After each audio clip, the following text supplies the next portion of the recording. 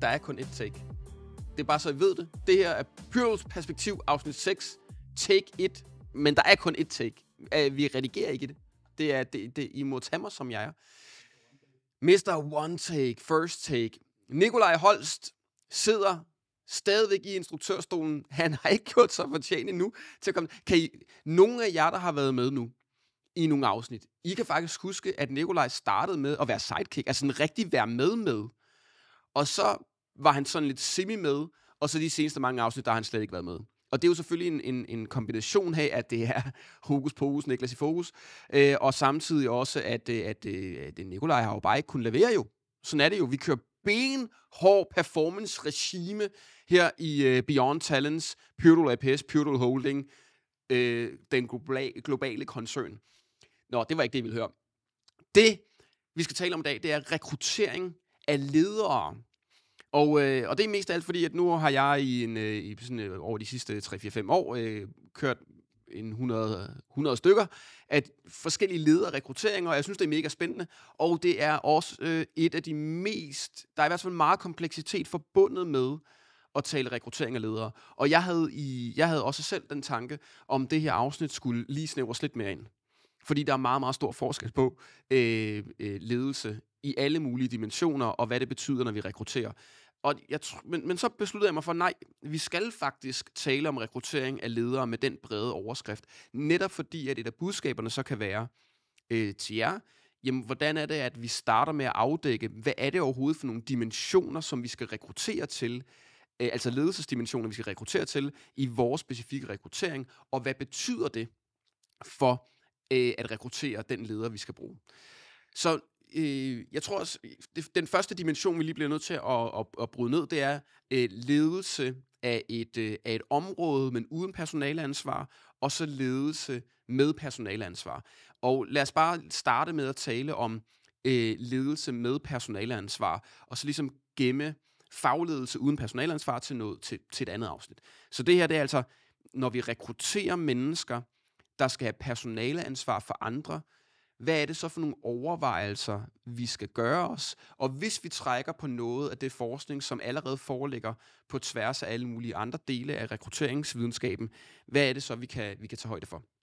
Fordi det her med at være leder, der er jo nogle bestemte succeskriterier, som man ofte stiller op, når det handler om personaleledere. Men en af de faktorer, som er rigtig interessant, det er det her med, når vi går fra at være individual contributor, altså når vi går fra, at de KPI'er, jeg har, de succeskriterier, jeg har, det er nogen, hvor at jeg er en del af en værdikæde, jeg skal udføre noget, og det skal jeg så udføre så godt som overhovedet muligt.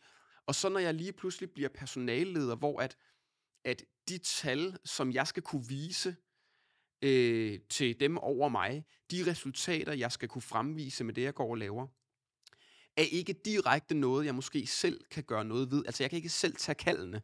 Jeg kan ikke selv opsætte kampagnerne. Jeg kan ikke selv skrive koden. Jeg kan ikke selv servicere kunden. Altså, det er der nogle andre, der skal gøre. Og så er det min evne til at få koordineret, uddelegeret, motiveret, vist retning, alt muligt andet, der så skaber resultaterne. Altså det her med at gå fra at lykkes som mig, og lykkes igennem opgaven og igennem beslutninger, til at lykkes igennem andre mennesker. Og det er det første, som vi bliver nødt til at kigge på, når det er, vi snakker om at rekruttere ledere. Det er, hvad er det i virkeligheden kerneopgaven er? Hvad er det, man skal lykkes med? Og hvad betyder det? For hvis vi lige starter med sådan det første element i det at rekruttere ledere, det er, skal det nødvendigvis være den bedst performende specialist, eller den bedst performende udførende i teamet? Fordi det er ikke altid det samme. Så jeg kommer fra sportens verden, jeg kommer til at bruge nogle eksempler derfra, bare fordi. Så hvis du er en rigtig, rigtig dygtig håndboldspiller, så kan du godt, når du på et tidspunkt måske er færdig med at spille håndbold, så kan du måske godt blive en rigtig dygtig håndboldtræner. Du kan måske bare også blive en rigtig ringe håndboldtræner. Altså de to ting er ikke det samme. Hvis det var sådan, så ville vi se på tværs af alle sportsgrene, at det kun er dem, som har udført på allerhøjeste niveau, der også kan træne på allerhøjeste niveau. Og det er ikke rigtigt. Der er nemlig både og. Så der er jo både eksempler på, at du godt kan være den bedste specialist, og så også blive en rigtig dygtig leder. Der er også eksempler på, at du kan være en rigtig dygtig specialist, og så ikke være en særlig dygtig leder. Så det er i hvert fald det første, vi ligesom skal være opmærksom på, det er den kerneopgave, som skal løses. I hvor høj grad skal man være spillende træner? Altså, nu talte vi om det der før med at lykkes igennem andre. Hvis man er i så lille en organisation, eller man af en eller anden årsag har sammensat sin organisation, sådan så den, der er leder, også skal være rigtig meget udførende på nogle bestemte specialistopgaver, jamen så kan det godt give mening, at man også samtidig er ret dygtig til det. Det vi skal være opmærksom på, når vi gør det, det er der overhovedet kapacitet til begge dele? Fordi ellers så sker der ofte sker, nemlig at lederen har faktisk ikke noget tid i sin kalender til at være leder, og fordi vedkommende skal nå sine egne individuelle målsætninger, og mens at lederen så skal nå dem, skal lederen også lige gøre klar til at sidde i interne møder på tværs, rapportere opad til, og så er der 5% af tiden tilbage til at være reel leder. Så det er bare, det er bare en overvejelse, når vi rekrutterer ledere, det der med, i hvor høj grad er vi i en organisation, eller er det her sat op sådan, så at man skal være spillende træner. Og hvis man skal det, så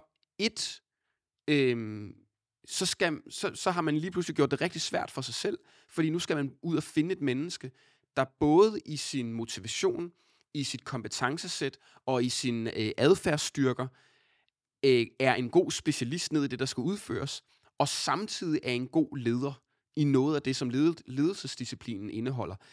Og det er ikke, altså, det er nemmere at finde nogen, der enten er det ene eller det andet. Det at finde nogen, der er begge dele, det øger jo kravene, og det minimerer puljen af mennesker. Så det andet er, når vi så er spillende trænere, jamen hvor meget kapacitet kan vi frigive til, at man rent faktisk er leder? Fordi ellers så bliver det rigtig svært, uanset hvad, for vedkommende er lykkes i sin position. Og allerede det her med, hvor store vi er, og hvilken kapacitet, der er givet, der taler vi også ind i, jamen, ledelseskompleksitet, ofte på baggrund af, jamen, skal vi lede et menneske? Skal vi lede et team af mennesker? Skal vi lede en afdeling, hvor der er teams i afdelingen? Og skal vi lede ledere af afdelinger, eller ledere af teams, og måske endda ledere af ledere af ledere? I kan godt se, så stiger antallet af referencer. Antallet af relationer stiger også. Man plejer at sige, det er sådan eksponentielt. Altså hvis man har 2 mennesker, man refererer til, så er der kun relationen imellem dem, og så relationen imellem dig og dem. Så det er sådan en trekant. I det øjeblik, man sætter en 4. person ind, altså et 3. teammedlem, så er der lige pludselig et helt netværk af relationer, og så fremdeles. Altså i takt med, at man får flere mennesker, der er i ens organisation, så stiger antallet af relationer, og det betyder, så stiger kompleksiteten også i forhold til, hvordan man lige skal sikre koordinering, den rette uddelegering, den rette sammensætning i forhold til opgaver, i forhold til, hvem komplementerer og supplerer hinanden på tværs af adfærdsstyrker og alt muligt andet. Så når vi skal rekruttere ledere, bliver vi altså først og fremmest nødt til at kigge ind i, hvad er det for en kontekst, som denne her person skal lykkes i? Hvor meget skal vedkommende være udførende på, og hvad skal vedkommende være udførende på? Og så er der selvfølgelig et match ned i, hvad er det for nogle mennesker og for en kultur, der skal ledes? Altså så, der er allerede nogle, altså hvis man skal være personalleder, så er der nogle mennesker, som man skal engagere, og der er et match imellem lederen og dem, der skal engageres. Så der bliver man nødt til at kigge på, hvad er det for nogle mennesker, og hvad er det for en sammensætning i teamkultur? Både i forhold til, hvad er der for et overlap, så hvor er det, at vi kan se, at der er noget, hvor der er et fælles ståsted, der er noget, vi på en eller anden måde intuitivt er enige om, men det kan jo også godt være, at man netop i kulturen eller med en bestemt leder gerne vil rykke på noget. Det vil sige, at man vil faktisk gerne ind og skabe en vis forandring i teamkulturen, og derfor vælger man en leder, som igen, vi talte om det i afsnittet omkring et match, er en konstruktiv forstyrrelse på den måde, at det er ikke en leder, der kommer og er det totalt modsatte, bare fordi man gerne vil have, at nu skal vi rykke kulturen i en retning. Fordi så bliver det et mismatch. Så er der mistrivsel og underperformance. Med mindre at vedkommende selvfølgelig har fået det mandat at sige, jamen, du repræsenterer det, som vi ovenover dig gerne vil have, og du har fuld mandat til, at hvis du inden for de første 3 måneder kan se, at der ikke er nogen, der vil være med på din kultur, så henretter du dem bare og sætter nogle nye ind. Altså, det er jo selvfølgelig også en måde at gøre det på. Men ellers, så vil man kigge efter, okay, der er en teamkultur, de mennesker, de skal engageres. Hvad skal ligge i lederens adfærdsstyrker, som giver dem et fælles ståsted? Men samtidig også, hvad er det, som lederen måske skal enten ind og drive videre forbedret, eller skal ind og forandre, og hvad er det så for nogle adfærdsstyrker og kompetencer, der så skal ligge, som skal udfordre teamet lidt, altså som skal være noget, hvor at man skal trække i en bestemt retning, men hvor at lederen selvfølgelig så enten igen får tid og bliver klædt på, eller får support til at skulle gå med teamet igennem den her lille forandringsproces. Så altså, vi bliver nødt til at afdække først, når vi skal rekruttere en leder. Hvad er det her for en leder? Altså, hvem skal ledes? Hvor mange skal ledes? Hvad er kerneopgaven i forhold til udførende? Hvad er teamkulturen i forhold til, hvis vi skal have et fælles ståsted, men vi også skal rykke noget? Og så er det, vi kan begynde at gå ind og kigge på, okay, hvad er det så, der er særligt vigtigt for os? Og ofte, så vil vi forhåbentlig i hvert fald have noget data fra enten den foregående leder, eller fra andre ledere omkring noget, vi kan se af nogle mønstre eller nogle tendenser, som vi ved, at vi særligt skal lede efter, fordi så kan man trives og lykkes, og få sine medarbejdere til at trives og lykkes. Og igen, så kan det være, at man også har noget data på, hvad skal vi have lidt mindre eller have lidt mere af næste gang. En interessant ting, det er det her med ledelseserfaring, og i hvor høj grad det er vigtigt. Fordi nu generelt set, så er erfaring en rimelig dårlig prædiktor. Altså det er en ret dårlig måde at forudsige, om man vil lykkes i et job, ved at kigge på, hvilken erfaring folk de har. Det er bare vigtigt at sige. Der kan vi sagtens lige lægge nogle studier ind på det. Og det samme gælder også i ledelse. Altså at, jeg kan huske det her helt fantastiske eksempel, og jeg ved ikke lige, hvorfor det kommer op nu, fordi det har ikke noget med ledelse at gøre, men den her sundhedsguru, der siger i et radioprogram, jeg har gjort det her 20 år, og lægen så siger til hende, ja, du kan godt have gjort det forkert i 20 år. Og det er jo lidt det samme med ledelse. Altså, der er jo mennesker, der har været ledere i rigtig mange år. Der er mennesker, der har rigtig meget ledelseserfaring, og næsten uanset, hvor de bliver sat hen, så formår de bare ikke at lykkes med det, de skal lykkes med som ledere. Altså, erfaring som leder er ikke det samme som, at du også er eller vil være god til det. Men det kan betyde, det er, i hvert fald hvis du har op til 2 års erfaring, altså at du har prøvet det før, så kan det vise noget om, at du ved, hvad det er for nogle situationer, du står i. Så hvis man af en eller anden årsag gerne vil risikominimere, eller man ikke har tid til at lave en grundig afdækning af, hvem skal ledes, hvad er kerneopgaven, og hvordan finder vi så det menneske, som vil være den bedste leder her, så kan det, at man har lidt ledelseserfaring, og selvfølgelig er lykkedes i det i en lignende kontekst, ikke den samme, men bare lignende, så kan det godt være noget, der risikominimerer. Og ellers så burde man faktisk kigge i højere grad på, jamen igen, hvad er det rigtige match ind i den her ledelsesrolle. Og det er der, hvor det bliver en lille smule udfordrende, det her med at rekruttere ledere. Fordi at ledelse i meget høj grad jo både er faglig ledelse, og samtidig er det også noget individuel ledelse, altså en til en. Hvordan kan jeg lede dig? Og så er det en til flere, altså at det at lede relationer. Samtidig er der også noget ledelse, som jo er, jamen det kan godt være, at jeg kan lykkes ned i min faglighed, med min enkelte medarbejder og med mine relationer af medarbejdere, men ledelse handler også om, hvordan er det, jeg samarbejder på tværs og opad i organisationen. Så ledelse er jo i meget, meget høj grad også noget, lad os kalde sådan et psykosocialt fænomen. Altså noget, der skal både bo inde i mig, men det skal også bo i en hel masse relationer. Og det er rigtig svært, fordi det kan vi ikke afdække, uden vi på en eller anden måde får lavet sådan en rimelig grundig assessment af nogle adfærdsstyrker. Der er nogle studier, der viser noget om, vi godt kan bruge noget af det, vi kalder situational judgment test. Altså vi på en eller anden måde får sat nogle scenarier op, og så med en adfærdsprofil eller en talenttest, så kan vi kigge på, hvordan er du vil agere i de her situationer, kigge på dine adfærdsstyrker, så vil vi begynde at udfordre dig. Du siger, du vil gøre det her, men din adfærdsprofil viser noget andet. Eller du siger, du vil gøre det her, din adfærdsprofil viser det samme. Så der er jo overensstemmelse, det kan vi ligesom godt stole på. Men har du også nogle erfaringer, hvor du har gjort det her før, eller er der nogen risiko for, at du kunne stå i en situation, hvor du ikke vil kunne gøre det, du egentlig gerne vil gøre, af den ene eller den anden årsag? Mest af alt, så er det her med at få skåret ind til benet omkring,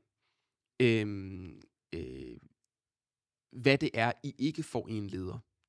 Så ledelse i dag er blevet sådan et multivers af ting, man skal lykkes med, og de krav, vi har til ledere i dag, uanset om det er topledere eller mellemledere, er blevet uoverstigeligt store.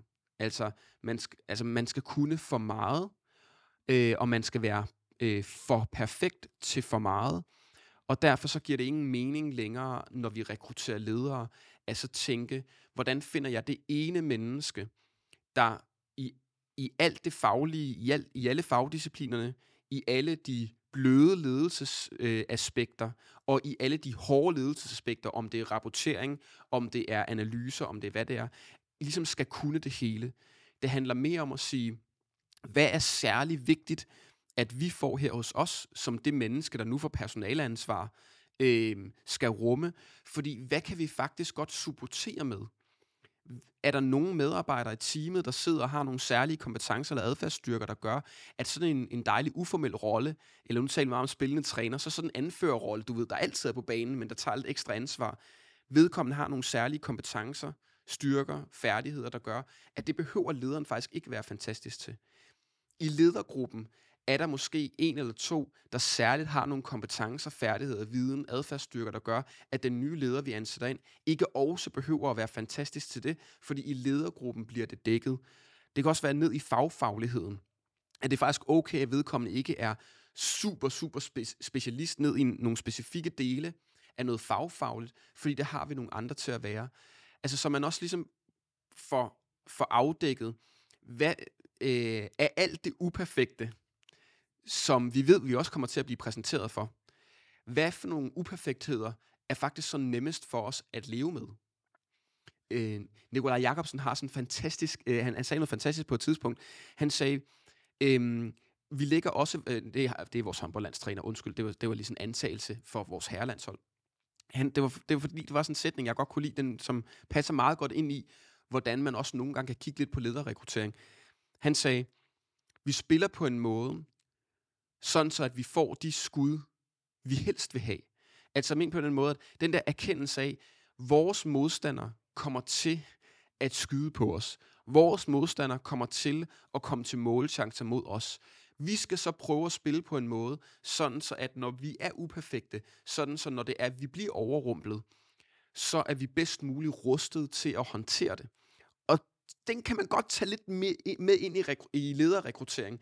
Altså simpelthen med at sige det der med, jamen, hvad er faktisk nemmest for os, at man godt må score lavt på?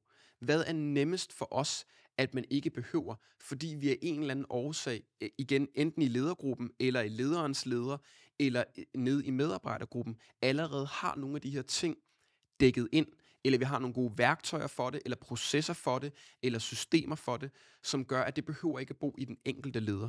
Fordi så er man lidt mindre ude at lede efter den her helt perfekte person, der kan alt, og skal kunne alt, og lidt mere ind at sige, nej, vi leder efter en, der kommer med særligt det her, og så har vi et supportnetværk under.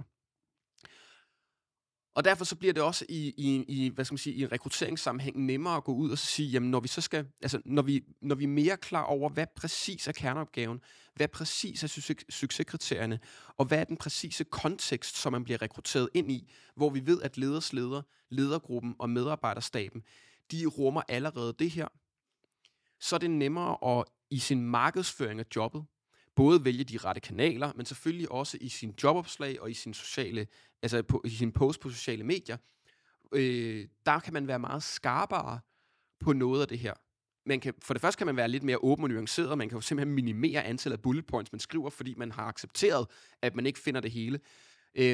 Og det betyder også, at man kan få et lidt større og lidt mere diverst felt ind, og så kan man begynde ud fra det at lave sine assessments igennem strukturerede screeninger, igennem forskellige test, om det er cases, screening-spørgsmål, adfærdsprofiler, talenttest, sådan nogle ting. Så derfor så det der med også at så lave sin rekrutteringsproces på lederniveau, hvor man siger, jamen, vi bliver nødt til at afdække først og fremmest, hvad er det, man skal træde ind ad døren med, og hvad behøver man ikke at træde ind ad døren med. Hvis man træder ind ad døren med det her, hvordan sikrer vi så, at det er så præcis som muligt også er det, vi har målt? Altså, så vi kigger lidt mindre på erfaring. Vi skal ikke kigge helt bort fra det, men vi kigger lidt mindre på det, for måske at tage et lidt større felt ind, som vi så kan have nogle korte telefonscreeninger med, eller vi kan lave en talenttest adfærdsprofil på dem, for at få noget ekstra data, fordi det er så psykosocialt. Altså fordi ledelsesdisciplinen er så, så kompleks, som den er. Og det, der kan være rigtig, rigtig svært, det er, når det så er, når vi gerne vil trække referencer på ledere. Fordi hvis referencer kan i virkeligheden ikke bare blive trukket på en leder, bare fordi de bliver nødt til at skulle afdække en hypotese, som vi har.